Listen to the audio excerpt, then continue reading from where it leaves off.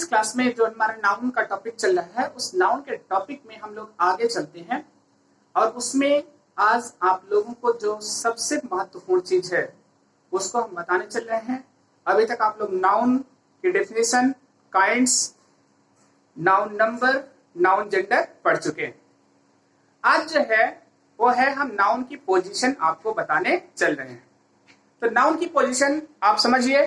सबसे पहले मान लीजिए हमने ये लिखा नाउन, ठीक। जो टॉपिक है आपका वो है position of noun, position of noun in a sentence.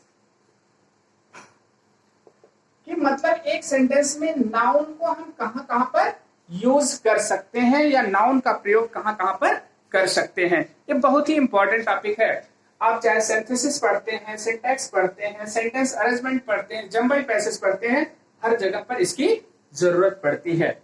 तो सिंपल सी चीज, लेकिन इसको जानने की जरूरत हमको क्या है, अधिक पड़ती है। क्लियर?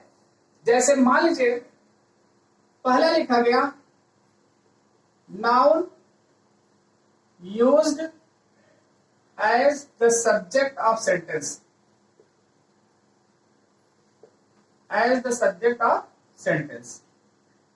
क्लियर हो गया? नाउन को हम किसके रूप में यूज करते हैं, सेंटेंस के सब्जेक्ट के रूप में यूज करते हैं। दूसरा हमारा क्या है, नाउन यूज्ड एज, अब इज इसमें सब में साइलेंट है, ध्यान रखिएगा। Noun used as the complement of a verb, मतलब किसी भी वर्ब के हम कॉम्प्लीमेंट के रूप में भी हम क्या करते हैं, नाउन का प्रयोग करते हैं। तीसरा हमारा क्या होता है, हम लिखते हैं noun used as an object of transitive verb, transitive verb मतलब ट्रांजिटिव वर्ब के ऑब्जेक्ट के रूप में भी हम इसका प्रयोग करते हैं। चौथी पोजीशन हमारी आती है noun used as an object of preposition, मतलब कि हम प्रीपोजिशन के ऑब्जेक्ट के रूप में भी नाउन का प्रयोग करते हैं। पांचवा हमारा टॉपिक आता है noun used in opposition, opposition हम नाउन का प्रयोग किसी अपोजिशन के रूप में कर सकते हैं। क्लियर हो गया? अब आपको जैसे पूछा गया किसी सेंटेंस में नाउन की पोजीशन क्या होती है, हमको पता होना चाहिए नाउन की 5 पोजीशन होती है, या हम कह सकते हैं noun is used eight 5 places in a sentence. किसी भी सेंटेंस में 5 पोजीशन पर यूज की जा सकती है। पहला है noun used as the subject of a sentence, noun used as the complement of a verb, noun used as an object of transitive verb, noun used as an object of preposition, noun used in apposition. हम यहाँ पर केवल एक example आपको बता रहे हैं कि कैसे हम यूज करते हैं। बाकी आपको रीडिंग के माध्यम से या अन्य एक्सरसाइज के माध्यम से इसको बताया जाता रहेगा। जैसे मान लीजिए हमने लिखा यहां पर राम इज, लिखा गया अ गुड बॉय। देखिए अब एक सेंटेंस लिखा गया तो कई चीजें यहां पर यूज हो जाती हैं। जैसे लिखा गया राम, देखिए यहां पर सब्जेक्ट है, इस वर्ब का सब्जेक्ट है, ठीक है। यहां पर राम को हम किसके रूप में यूज किए हैं, सब्जेक्ट के रूप में यूज किए। किसके रूप में, इज के सब्जेक्ट के रूप में यूज किए। लेकिन अगर यहीं पर हम कॉम्प्लीमेंट देखते हैं तो इज का कॉम्प्लीमेंट मतलब इज कॉम्प्लीमेंट्री वर्ब है, पूरक क्रिया। अब देखिए यहां पर बॉय लिखा गया ना, बॉय क्या हो गया, इज का कॉम्प्लीमेंट हो गया। बॉय क्या हो गया, इसका कॉम्प्लीमेंट हो गया। जैसे यहां पर लिखा गया आई लाइक्स, या लाइक लिखिए, आई लाइक राम, मैं राम को पसंद करता हूं। अब क्या किया, आई लाइक मैं पसंद करता हूं, हुम, राम। तो ये राम क्या हो गया, इसका कॉम्प्लीमेंट हो गया। तो यहां पर किसके, वर्ब के कॉम्प्लीमेंट के रूप में भी हम राम का यूज कर सकते हैं। क्लियर हो गया? अगला लिखा गया, ये पहला एग्जांपल हो गया, ये दूसरा एग्जांपल हो गया। तीसरा एग्जांपल हमने लिया जैसे noun used as in object of transitive, transitive के ऑब्जेक्ट के रूप में, जैसे हमने लिखा यहीं पर, ठीक है, ही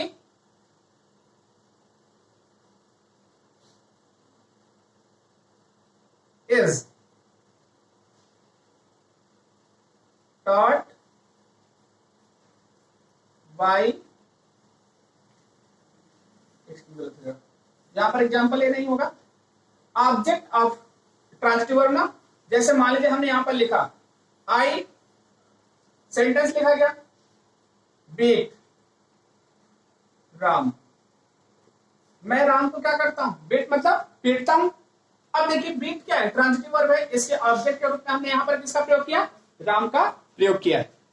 ऐसे ही नाउन यूज्ड एज मतलब इसमें अपोजिशन के रूप में, जैसे लिखा गया, मान लीजिए हमने लिखा प्रीपोजिशन के रूप में, ठीक है, हमने लिखा यही sentence I am taught by Ram. अब देखिए यहां पर बाय प्रीपोजिशन है और इसका किसके रूप में आया, इसके ऑब्जेक्ट के रूप में राम का यूज किया गया है। तो मतलब देखिए एक सेंटेंस में हम कितने स्थान पर किसका प्रयोग कर सकते हैं, एक नाउन का प्रयोग कर सकते हैं। ये दूसरा हो गया, ये तीसरा हो गया, ये कौन सा यूज हो गया, चौथा, अब पांचवा। अब मान लीजिए हमने लिखा राम, ठीक, कॉमा लगा दिया, क्या है, हमने लिखा the son of, the son of किसके, Dasharath.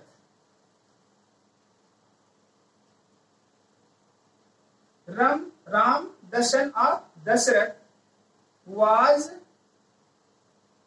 the king of Ayodhya. देखिए अब क्या है, यहां राम हम चाहे कहें चाहे द सन ऑफ दशरथ कहें, दोनों चीज एक हो गया। यहां राम के अपोजिशन के रूप में हम क्या लिखे, the son of Dasharath. A noun in apposition use किया गया है। तो इस रूप में हम देखते हैं तो किसी भी सेंटेंस में नाउन की 5 पोजीशन होती है। इन 5 पोजीशन को आप क्या कर लीजिएगा, लर्न कर लीजिएगा। क्लियर हो गया, बस इतने से ही मतलब है। आप जैसे जैसे टॉपिक पढ़ते चलते हैं वैसे वैसे आपको ये चीजें क्लियर होती जाती हैं। Thank you for this class.